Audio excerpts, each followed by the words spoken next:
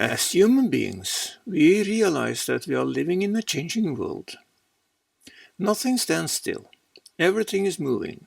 Things change and shape our face, and our body is not today what it was yesterday, or a year ago, or 10 years ago.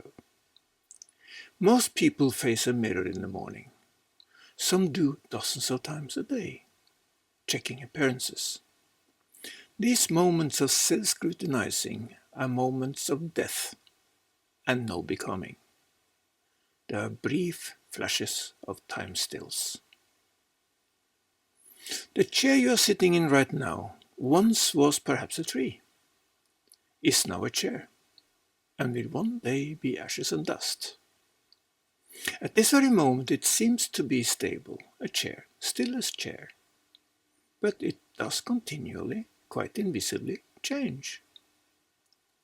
We have a tendency of seeing things as stable and then, at a certain point in time, to be destroyed and disappear. Yet what we do not really understand is the fact that it is all about change, things becoming something else. The house that burned down last night has become a huge pile of ashes. Flames transformed it and it became ashes. A family may stand by that pile crying for their lives have been also transformed, becoming different from what it was the day before. Tears, of course, are understandable, for there has been loss. Yet the change paves the way for something new. Instead of looking backward into what once was, they might choose to look forward into the becoming, into that which opens up. It is a common observation that people tend to cling to the status quo, in particular if they are relatively well off and comfortable. This is why I always say that the comfort zone is like the softest pillow on which it is easy to fall asleep. The house fire was a terrible wake-up call. In fact, it brought up the unwanted question, what is your life all about? Then also it pointed to a new becoming, for nothing can be reversed from those ashes. Even so, most people wish to restore the former status quo as fast as possible and return to their sleep. Few understand that game-changing events represent a challenge, a push forward into the becoming. Like most people say time is passing instead of time is coming, they look backwards instead of forward into the becoming. Another point is that they expect things to become the way they want, instead of understanding that it is they themselves who must receive the becoming and become something more than what they were heretofore. Permit that I now change the focus from this personal tragedy opportunity toward the wider world. As I said, we observe continual process of change going on in our surroundings, in our material world. Time passes, we say, and what was suddenly is no more.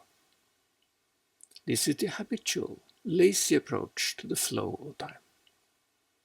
What most people do not understand is they should not focus on things moving into the past, but on things moving into the present, into becoming.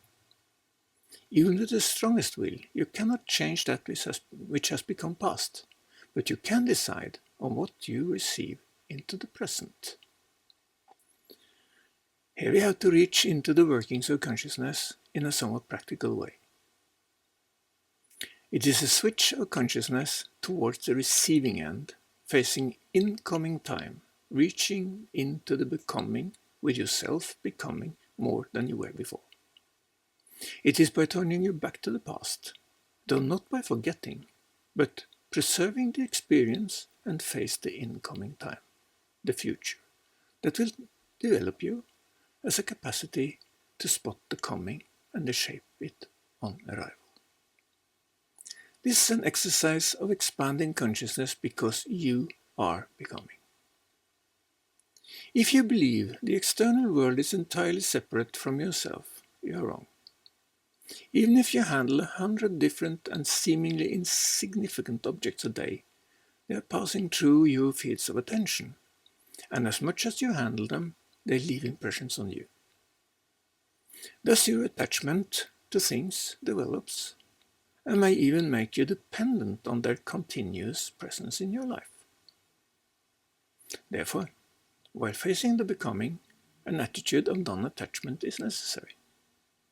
It is your attachment that makes you look back when the cherished objects disappear into the shades of the past.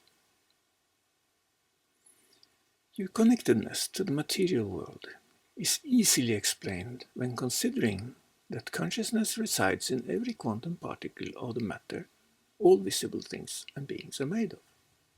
The same Urgrund consciousness is present everywhere and actually creates the flow of what we call time. What we do not observe, however, is the fact that the incoming time carries with it the factors of the development of your becoming. That is why you need to face it. Having said this much, I should perhaps take the argument all the way down the line. Considering the Urgrund consciousness the way I do, as the very basis of existence, being itself as the negation of non-being, it is necessarily the utter source of becoming. Consciousness would not exist if idle. It would not be complete inertia and thus non-being. This may possibly be a bit abstract, an argument, and difficult to grasp, yet it is fundamental. Complete inertia is non-being. Total inertia, absolute idleness, is nothingness. When nothing happens, nothing moves, there will be no manifestation, nothing will be observed, and there will be no observer. In short, there will be no existence, no being. From here we may pick up again at our natural starting point. We realize that that things are moving and changing around us all the time. Thus, we exist, we move, we think, we are. Or more precisely, we become. As always, you may confirm this evident fact by just pinching your skin. To be, you must be at the very minimum able to perceive your existence one way or another. It implies movement, since perceptions are dependent on vibrations on different scales, in different media, matching the various organs of perception, like our five senses, or the very different senses of, say, an ant. The earliest podcast I spoke about the vibrational nature of things, going all the way down to the minutest particles of matter and beyond. It is actually here, in the deep beyond, the Urgrund continually becomes the world. Becoming is continuous creation of the world and all therein. What we perceive via our senses as time is this continuous flow of being into becoming. Urgrund being consciousness pure and alive, the deepest activity of the cosmos. Consciousness is activity. You will not exist if totally inactive, and note well that you cannot point to a stone and argue that it exists and yet is inactive. Inside the stone there is activity on a mineral level. There is consciousness, a different kind. The stone follows its own development in the scheme of things, and it is slowly, to our eyes, very slowly becoming. Its mineral existence slowly integrates into the earth and will eventually become construction bricks for biological life. This is becoming. There's a stone. Then what about your burnt down house? Indeed, it has become something different overnight. You now face a heap of ashes in a state of becoming. But most of what happens here you cannot observe with your eyes. It is too subtle. And here I have to address you personally. Is what you are becoming due to this scary event also too subtle? Becoming is not only material, it is psychic, mental, spiritual, and you incorporate these spheres in yourself. It is even biological, and this event may even have influenced your health. Now, as you stand there watching the ashes, what becomes of you?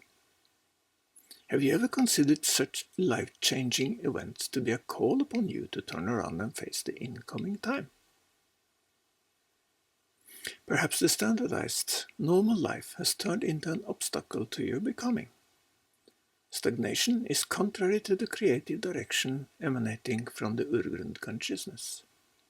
Hence the hose fire, a call on you to turn back to the dark closure and face becoming. As I said, becoming is creation. All that is created out of the cosmic Urgrund is vested in meaning, and as human beings on this tiny planet tell us, we are in the becoming.